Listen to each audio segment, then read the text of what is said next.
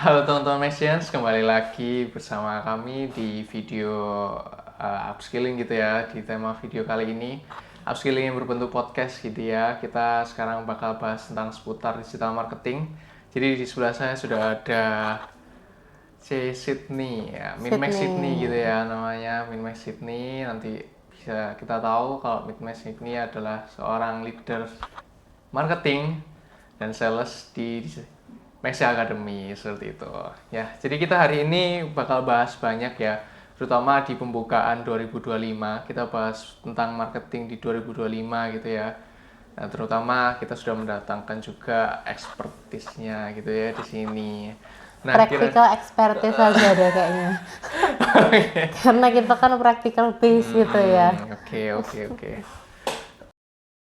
Jadi kalau misalnya di 2025 nih, kira-kira apa aja sih yang berubah di marketing ini ya?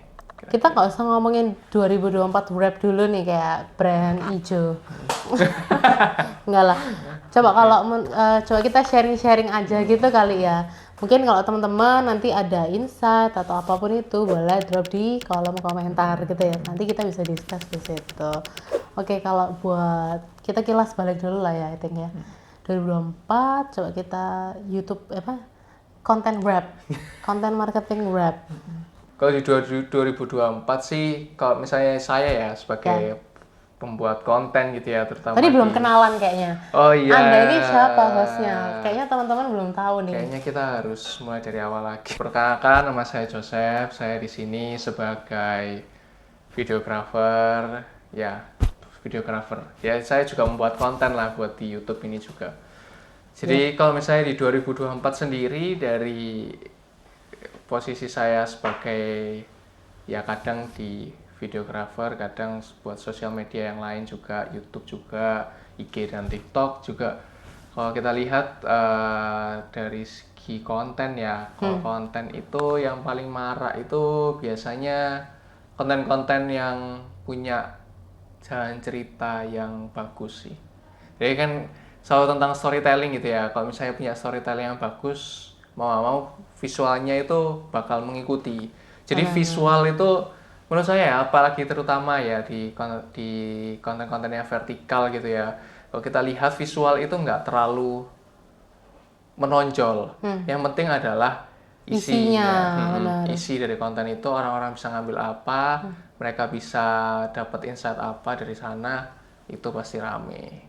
Terus I think di 2024 itu banyak kan a day in my life tapi versi upgraded gitu ya. Kayak contohnya ya kan orang-orang kayaknya sering kayak rekam aktivitas sehari-hari, cuman mungkin dibuat lebih editannya gitu ada suatu template yang emang kayak remarkable banget. Yang ini kita juga pakai buat CEO-nya kita nggak sih? Kayak di sini. Der. Iya. Oke, kalau ngomongin tadi pertanyaannya kan marketing trend 2025 ya. Mungkin ini hot topic yang dari last 2024 ini happening, yaitu tentang AI. Gitu ya. Mungkin di 2025 ini pasti akan banyak lagi konten yang supported by AI. Kayak contohnya kita udah lihat nih di TikTok. Sekarang kalau ada konten itu ada yang AI powered, ya kan? Itu dari akhir 2024 sebenarnya sudah ada. Tapi 2025 ini diprediksi akan lebih booming lagi. Jadi segala sesuatunya, misalnya kalau dulu kita kan mau generate caption nih. Oh ya, anyway dulu kan kita ini udah masuk di marketing dari 2020 sebelumnya bahkan lah ya, 2018-an kan. Udah menekuni di dunia marketing. Dulu kan kalau mau buat caption itu harus diketik satu-satu, nggak ada auto generatednya kan. Nah kalau sekarang bahkan kita mau ngedit videonya sendiri, nge-cutnya aja suruh AI aja bisa. Nah, hal ini yang di 2025 yang pastinya booming banget. Tapi pertanyaannya, kira-kira usernya ini bisa adapt nggak di sini? Nah, itu tuh yang harus highlight PR buat kita nih, gitu. Terus kalau menurut Bro Joseph ada apa lagi nih selain AI? Kalau AI sendiri ya, itu bahkan company profile-nya kita itu generate AI-nya gitu ya guys. Ini rahasia ya, rahasia publik. Ya kita ada beberapa juga konten ya, terutama kalau dari video production gitu ya, bikin video itu ada beberapa yang dibenerin sama AI. Jadi ada beberapa misalnya aku lagi record nih dan lagi miss gitu ya.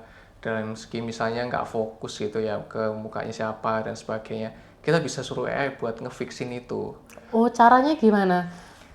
Caranya Tutorialnya nonton di sini. Nah, tutorialnya bisa join. Ya nanti tutorialnya kita ajarin. Kita ajarin. Nanti gitu Bro ya. Jose ajarin gitu ya. Setiap Jumat kan kita ada free class Iya, gitu ya. oke, Nanti bisa. mungkin bisa diajarin sama Bro. Tapi menarik loh. Maksudnya jadi AI-nya yang benerin sendiri nih. Jadi bisa benerin sesuai yang kita mau. Cuman sampai sekarang sih ada beberapa AI yang bisa bikin generate videos dari nol gitu ya. Cuman kalau misalnya kita kan juga butuh AI yang kita tetap harus ada human touch-nya kan. Jadi kita rekam sendiri dan minta tolong AI-nya buat benerin. Jadi kayak melengkapi gitulah tanda kutipnya kayak gitu. Oh, ini kalau dari sisi production gitu ya. Tapi kalau dari sisi user ya itu tadi. Sekarang kalian nonton video apapun, short video aja udah AI powered. Oke. Kalau misalnya sih selanjutnya sih mungkin dari konten lagi gitu ya. Ini kalau Oke, kita jadi lihat konten ini tetap pasti viral gitu ya. ya pasti konten video based gitu ya. Kalau kita lihat di tahun-tahun lalu dari awal mungkin sosmed awal itu nggak terlalu kayak mungkin sekitar tahun berapa ya video itu ya? Kayak 2016. sejak Covid nggak sih? Di mana platform mana dulu nih? Maksudnya Semuanya. perform di sosial media. Jadi video based itu perform di sosial Oh, media. 2018. Ya, seperti 2018 ya. Jadi kalau kita lihat dari 2018 itu perkembangannya ya udah macam-macam lah dari segi konten gitu ya. Dan misalnya kalau dari YouTube-nya yang isinya kayak gimana, sekarang udah jadi kayak gimana. Bahkan kalau kita lihat di sekarang konten-konten di tahun 2024 ini udah banyak perkembangannya. Gak tahu lagi kalau 2025 kayak gimana ya. Pasti lebih keren-keren lagi dari segi visual, dari segi isinya juga. Soalnya kalau saya dari survei saya sendiri, kalau di tahun 2024 dari pertengahan tahun sampai akhir tahun kemarin itu banyak tuh influencer bermunculan baru dan mereka nggak tahu dari background apa-apa nih. Cuman mereka bikin video monolog dan di videonya itu memang banyak materi yang mereka sampaikan gitu ya, bermanfaat dan dari segi visualnya juga menarik mata gitu. Itu langsung viral aja. Kayak gitu. Nanti juga kalau 3D konten itu juga mulai viral tuh. Ya kan Iya, ya AI powered guys. Jadi kan kalian nggak harus bisa apa tuh AutoCAD. Tulisnya 3D itu loh. Tapi bisa pakai AI. Bisa. Nah, itu nanti segera kita coba dan ajarkan ke kalian. Sip. Soalnya 2025 3D konten itu pasti sih viral banget. Karena orang itu selain butuh yang organik, misalnya yang natural gitu yang sehari-hari ataupun yang raw video, mereka juga butuh sesuatu yang amaze matanya mereka gitu loh. Kayak seakan-akan mereka juga ada di tempat itu. Kayak mana ya contoh videonya, kita nggak siapin sih, tapi ada di sini. Nah, video ini itu sempat tim kita bahas sih, di marketing kita bahas karena yang video singa ada loh. Oh iya sempat karena kita sempat kehabisan ide gitu ya buat bikin video. Kamu nggak buka rahasia apa ya? Jadi tiba-tiba kayak ya coba kita pikirkan. Bener, dan itu ternyata AI powered. Nah itu ternyata itu juga yang suka dikonsumsi sama netizen nih. Mau di IG atau TikTok. Jadi 2025 kalian bisa siapin hal itu untuk 3D konten yang AI powered. Nah mungkin sekarang kita supaya kalian belajar something nih ya. Dari tadi semoga juga belajar something. Mungkin kita bawa 5 tren yang akan sangat digunakan oleh marketing di 2025. Jadi buat maksudnya siapapun lah ya. Mau kalian ini pelaku ataupun konsumen, coba perhatikan 5 hal ini. Kita tadi udah bahas di AI gitu ya. Benar, Pertama ya AI. AI. Terus kita tadi udah bilang kedua juga video based lagi kan. Jadi video based konten gitu ya. Nah sekarang kita bahas tipe kontennya. Oke, tipe kontennya. Tipe konten marketing yang akan viral itu mungkin ada di cringe marketing gitu ya.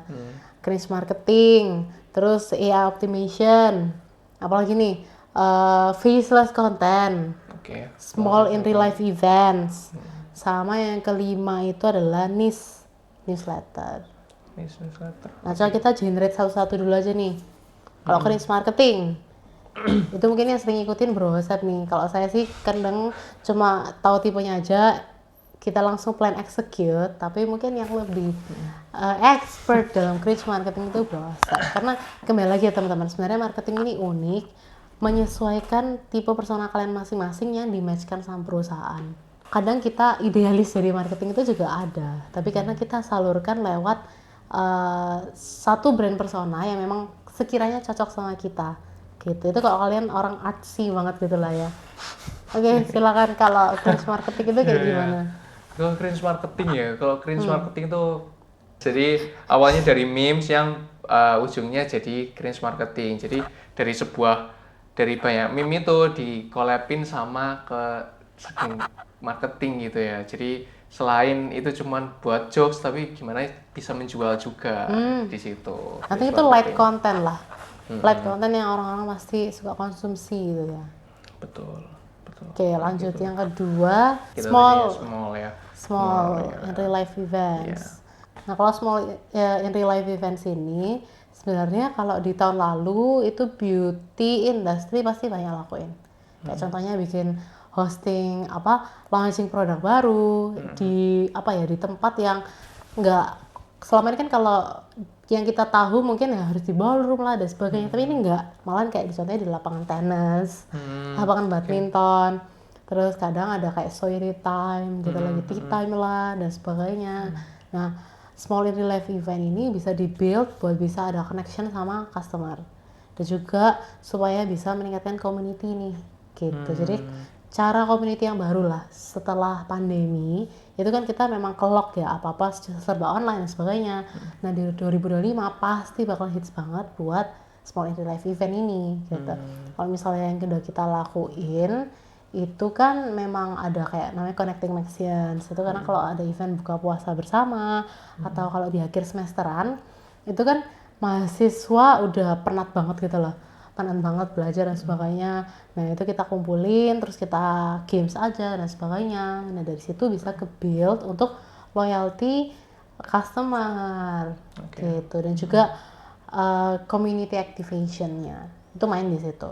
Jadi I think small in real life events ini sangat menarik lah, dan itu yang menjadi fokus kita di 2025 juga, dan kebanyakan brand lain juga. Lalu selanjutnya itu ada first person storytelling gitu ya. Menarik ini. First person kayak gimana ya itu? Ya, first person storytelling itu kayaknya lebih hampir mirip sama testimoni ya kayaknya, hampir menyerempet ke satu testimoni. payung lah ya. Iya, cuman ini kayak lebih ditekankan ke satu orang gitu ya, dan memang narasinya lebih panjang, lebih bagus, dan memang lebih personal dalam segi storytellingnya kayak gitu sih. Oh mungkin gini, kalau dulu testimoni itu formatnya tuh interview. Ya, jadi apa yang kamu rasakan ini kan. Ya. Kalau 2025 kebanyakan orangnya cerita sendiri. Iya, kalau sekarang kita lihat konten-konten banyak tuh kayak ada yang cerita dari awal hidupnya dia kenapa terjun di sini. Nah malah nggak ada sambungnya sama sekarang, tapi nanti disambung-sambungin aja. Disambung-sambungin kayak gitu. Jadi seakan-akan memang benar-benar dari POV-nya dia gitu. Keren tuh, first person storytelling buat para brand-brand itu bisa banget dipikirin. Seperti video kita yang ini. Keren. Oke.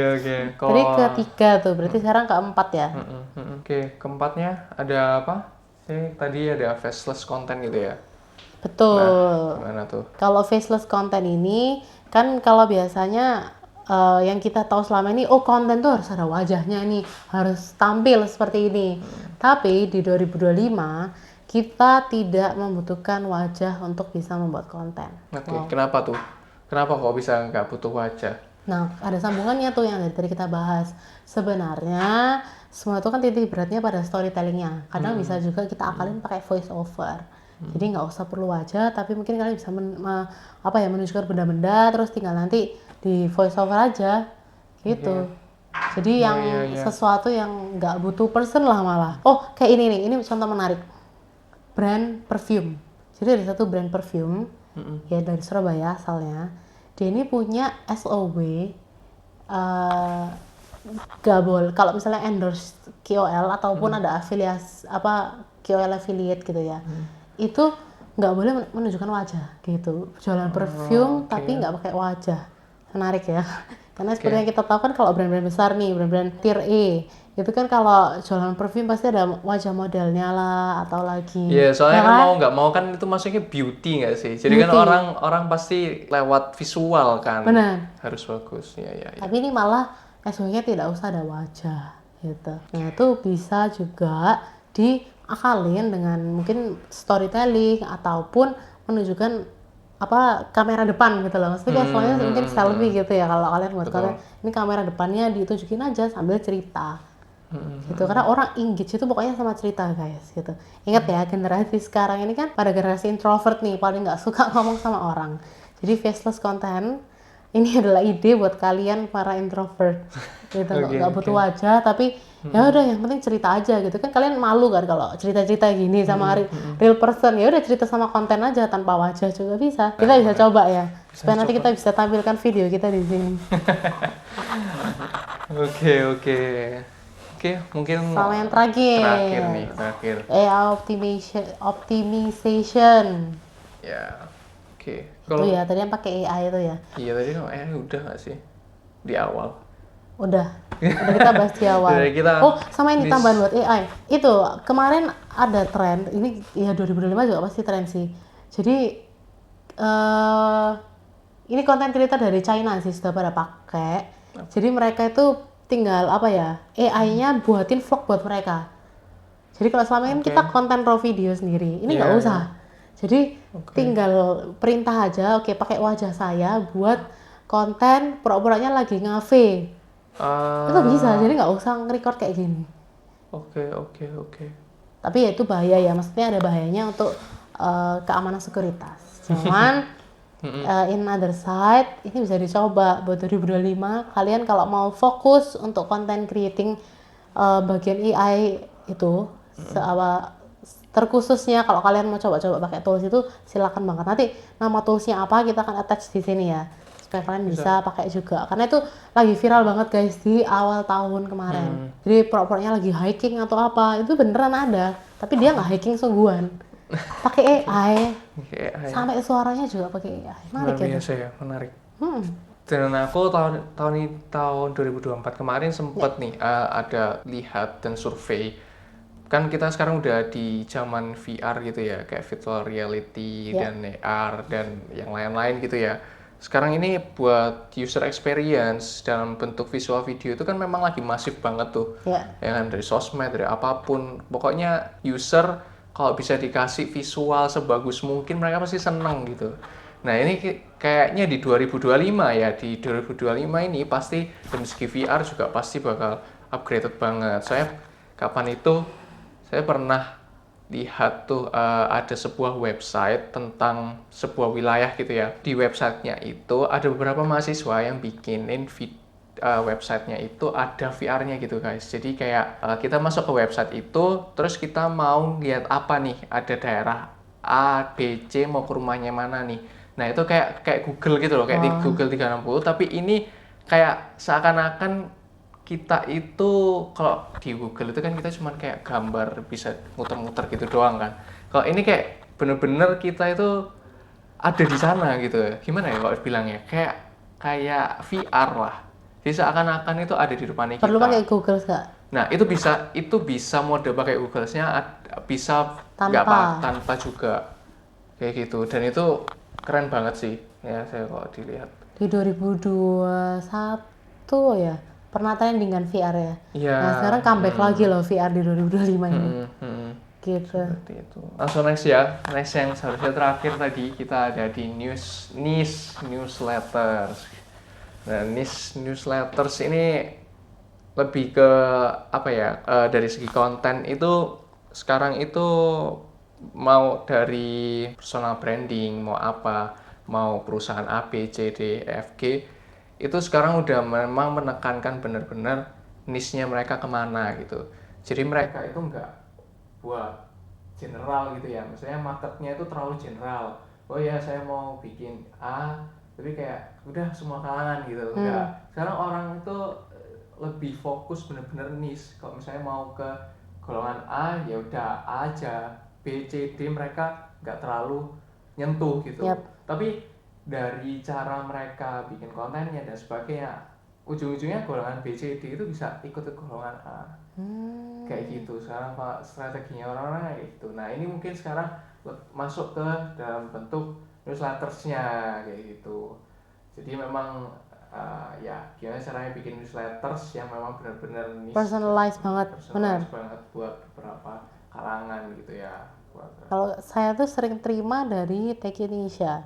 Jadi Tech Indonesia tuh setiap hari pasti ada emailin gitu, ada email tentang oke, newsletter terbaru buat kamu yang kayaknya cocok buat kamu sih. Sebenarnya gini, newsletter ini nggak harus kayak misalnya kalau buat Joseph itu kontennya isinya apa aja di PDF-nya itu nggak usah. Cuman ya itu maksudnya mengkurasi apa yang kira-kira cocok bacaannya buat kamu. Gitu. Jadi yang ini kita terapin juga ya. Kemarin di akhir tahun kan kita ada launching nih newsletter volume 4. Linknya ada di description box. Bisa dicek. Oh ya nanti request ya editor tolong ditaruhkan di description box. Itu nanti newsletter volume 4 kita itu memang kita personalizekan untuk para university leaders sama mahasiswanya juga nih. Karena gini, customernya kita kalau kita kita analisa lagi ya, mereka tuh suka sesuatu yang memang kita tuh spill nih, kita tuh ngapain aja. Jadi anggapannya mereka juga dilibatkan di aktivitas perusahaan. Itu mereka suka. Nah itu kita tonjolkan lewat newsletter nih. Mereka bisa baca lah, mereka nanti bisa merasa ada sense of belongingnya. Ini bisa ningkatin juga untuk brand loyalty. Customer loyalty maksudnya. Ya mungkin itu ya teman-teman, make sense buat di tahun 2025 gitu ya. Trennya apa aja udah sebutin. Ya mungkin kita bakal sharing-sharing insight aja nih buat di 2025. Nah ini konten-konten marketing kayak gimana? Soalnya nih sempat beberapa nih saya tuh kan sering riset gitu ya konten-konten orang-orang ngomong, lah di sana kemari. Ada beberapa orang yang bilang kalau di marketing itu yang terpenting adalah personal brand-nya atau conversion. Itu adalah suatu hal yang menarik ya. Soalnya kalau kita bisa lihat brand-brand besar itu mereka pasti masuknya ke personal brandingnya. Misalnya kayak marketingnya Coca-Cola dan sebagainya. Kalau kita lihat ya, kenapa mereka itu selalu naruh banner di ini apa sih itu namanya, banner gede, tapi mereka tuh nggak ada yang kayak misalnya pamflet gitu tuh. Bukan, billboard. Jadi mereka naruh di billboard gede, tapi mereka tuh nggak pernah kayak naruh itu kayak bikin poster kecil-kecil atau apa. Kenapa mereka itu satu tapi gede gitu loh, dan itu mencakup satu wilayah gede. Jadi mereka nggak yang kayak di mana-mana ada kayak gitu, tapi satu udah cukup. Nah itu kira-kira kenapa itu? Kenapa itu? Message nih, kenapa? Gimana nih menurut message ini, apakah benar mending personal branding atau conversion nih dari segi marketing nih? Oke, ini menarik ya kalau ngomongin journey tentang maksudnya tentang dua hal itu gitu ya. Cuman tapi kalau di generate lagi, sebenarnya brand besar itu awalnya juga mulainya dari kecil, nggak usah jauh-jauh yang di luar negeri ya. Kita ngomongin produk dalam negeri sendiri gitu, aplikasi transportasi yang sangat terkenal itu. Ya kan, kita baru sponsor di sini, saya hanya bukan nama brand. Nah, itu dimulai juga dari kecil sebelum. Nah, kalau yang brand transportasi lokalnya kita ini, yang paling besar di Indonesia saat ini, itu kan dia juga sama kan kayak Coca-Cola juga. Dia nggak taruh di flyer-flyer kecil, tapi dia manfaatin sesuatu yang langsung besar. Nah, kalau kita lihat mereka tuh sudah nabung dari awal. Dari awal mereka mulai, itu juga awalnya flyer guys, gitu. Jadi kemarin saya sempat ketemu sama BD-nya si aplikasi ini gitu. Mereka juga awalnya untuk narik-narik ojol buat mau tergabung dalam aplikasi ini, itu juga keliling pakai browser kecil. Dari situ kan udah terbentuk nih, maksudnya si customer juga mulai ngerti, mulai aware nih. Nah dari situ nanti customer ini yang pakai word of mouth-nya sendiri gitu. Jadi sebenarnya ada kekuatan juga dari si customer buat bantu brand ini supaya lebih bisa di-boost lagi, walaupun mereka taruhnya di sesuatu yang langsung besar. Gitu. Jadi untuk personal brandnya sendiri itu memang sudah dibangun along with community-nya. Gitu. Jadi nggak jalan sendiri-sendiri, cuma dua ini jalan beriringan, sehingga nanti kalau ada momentumnya, mereka kan build momentum, udah waktunya pas nih, boom, conversion itu terjadi. Jadi memang untuk kesimpulannya, ya personal brand itu benar-benar butuh sekali, gitu ya. Tapi diparalelkan juga gimana nih supaya dipikirin cara conversionnya, walaupun mungkin personal brandnya jangan duluan, tapi nanti conversionnya pasti nyusul ketika momentumnya tiba. Kalau personal brandnya juga sudah mulai dikenal, ada momentumnya pas, otomatis salesnya tuh nyusul kayak gue ngebut gitu loh. Itu udah pasti otomatis. Nah kalau Coca-Cola itu nanti coba mungkin kita harus ketemu nih sama orang marketing lamanya. Itu pasti ada satu cara mereka dulu harus ketemu sama community-nya dulu yang bisa boost salesnya mereka. Gitu. Mungkin ini menarik untuk produk-produk yang datangnya dari negeri panda, gitu ya. Itu kan mereka sekarang lagi booming gitu ya, produk murah-murah gitu. Itu kan juga cara brandingnya mereka. Itu kan juga cepet banget ya, cepet banget branding mereka murah, tapi konversinya juga bisa kenceng loh. Jadi mereka memang harus fokusnya emang di manusianya juga sih, gitu ya, mendukung personal brand sehingga konversinya nyusul. Gitu. Soalnya kalau kita tahu ya, apalagi di tahun 2025 nanti video base bakal lebih aneh banget. Brand pasti dikenalnya lewat personal brand sih. Iya, kayak gitu ya. Paling tips marketing paling cepet ya, cara biar bisnis kalian atau perusahaan kalian gitu ya, kalau biar dikenal sama banyak orang itu pasti awalnya dari personal branding. Iya, personal branding itu ngikat masa. Dari masa, datanglah conversion itu, conversion sales ya maksudnya kita, salam cuan. Nah, ya itu kembali ke marketing funnel ya. Ya itu tidak bisa. Kita generate video ini. Mungkin next video kita bisa bahas. Oke. Mungkin kalau misalnya nih buat awal nih, ada orang yang baru mau masuk ke digital marketing, dunia digital marketing, menjadi seorang digital marketer di tahun 2025. Kira-kira apa aja yang butuh dipersiapkan nih? Oke, yang pertama pastinya skill, hard skillnya gitu ya. Kalian harus bisa pakai tools serupa gitu ya, Google Analytics, Meta, itu kalau buat iklan ya teman-teman. Terus AI-nya juga, ChatGPT, DALL-E dan sebagainya itu harus bisa gitu ya. Cuman gini, digital marketing kan luas ya. Nanti kalian dari yang penting tahu dulu cara penggunaan toolsnya. Setelah itu baru nanti kalian tahu fokusnya mau di mana. Nanti mungkin yang nomor 2, cari fokusnya kalian mau di mana. Karena digital marketing luas, kalian mau fokusnya di mana, di content marketing kah atau di advertising kah gitu lah. Jadi memang harus cari fokusnya di mana supaya tidak hilang arah gitu. Gitu. Dan yang mungkin kita kasih 3 tips saja ya. Yang ketiga, ini pastinya kalian harus punya pengalaman gitu ya, karena di mana-mana pengalaman lah yang bicara. Jadi ketika kalian sudah menguasai toolsnya, di sini kan kalian build portfolio nih. Lalu ketika kalian sudah tahu kalian mau arah kemana, yang ketiga ya udah fokus cari pengalaman di situ. Gitu. Jadi nanti dari 3 hal ini kalian bisa karirnya di digital marketing itu bisa naik terus. Gitu. Karena sekarang digital marketing itu juga maksudnya saya bilang semua orang butuh gitu. Bahkan ibu-ibu pun sekarang juga belajar digital marketing. Betul. Ibu saya tuh mama saya itu kan punya komunitas nih, mereka jualan maksudnya suplemen sehat. Itu setiap minggu diwajibin post 3 konten. Bayangin aja orang usia 50 ke atas masih mau belajar. Nah kalau kalian untuk pemula, ya belajarlah dari awal, toolsnya itu dikuasain dulu yang penting.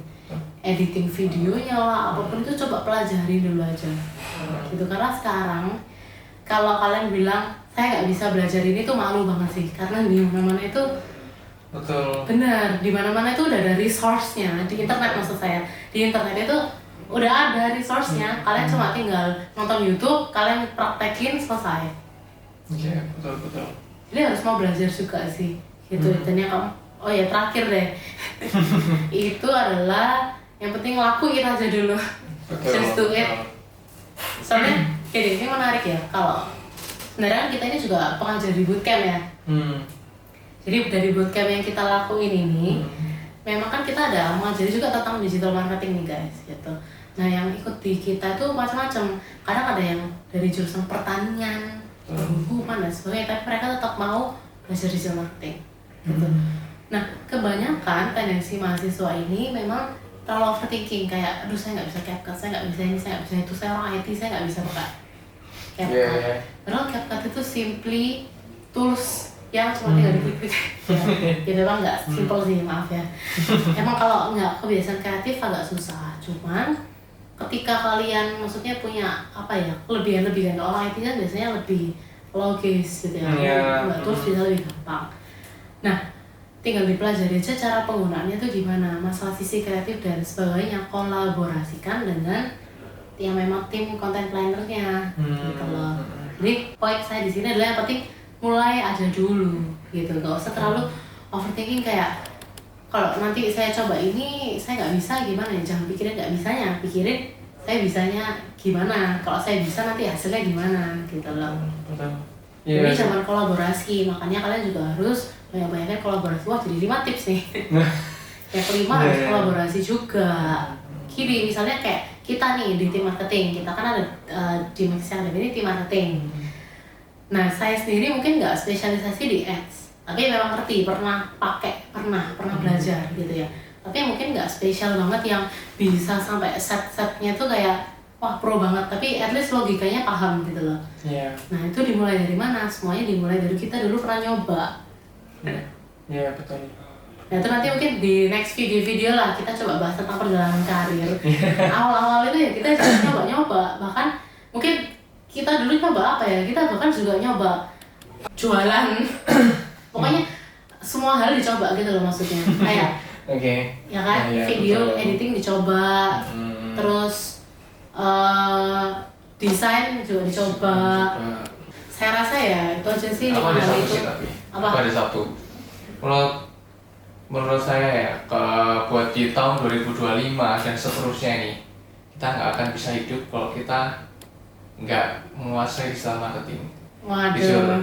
Kayak digital marketing itu adalah sebuah kebutuhan pokok gitu ya. Kita mau dari background apapun ya, kita mau jadi entrepreneur, kita mau jadi bahkan kalau kita dokter, iya apapun itu kalian kalau mau bisa dapat apa ya tanda kutip, kalian kalau mau sukses, kalian mau bisa jual ini itu dan sebagainya kan harus punya personal branding yang bagus, harus bisa menguasai teknik-teknik gitu ya di digital marketing kayak gimana. Jadi kayak benar-benar digital marketing itu nggak miss gitu kan. Semua orang butuh gitu, bahkan kalau dari mahasiswa yang masuk kita kan udah kayak Minmax ini tadi ceritain gitu ya, dari jurusan pertanian, dari IT dan sebagainya, karena ya memang semua orang sekarang udah butuh gitu ya digital marketing, apalagi di tahun 2025. Jadi nggak ada ruginya kalian buat start gitu ya tahun 2025 ini belajar digital marketing. Ya nanti kita bisa bantu. Ya nanti kalau mau tahu caranya dan sebagainya, DM kita aja nih di Instagram @nexi.academy. Nanti kita bakal ajarin kalian dari nol sampai bisa jadi content creator beneran gitu ya, ataupun kalian bisa jadi advertiser yang terkenal, yang bagus. Ya mungkin juga teman-teman bisa komen aja di bawah, nanti bakal Minmax bales-balesin komenannya kayak gimana. Oke, kayak gitu aja sih buat kita sharing-sharing di hari ini ya, buat tren marketing di tahun 2025. Oke, ya gitu aja. Thank you Maxias, mungkin kita bakal ketemu di konten selanjutnya. Oke, mungkin kita bisa jargon 1, 2, 3. Maxi Academy, salam magang maksimal.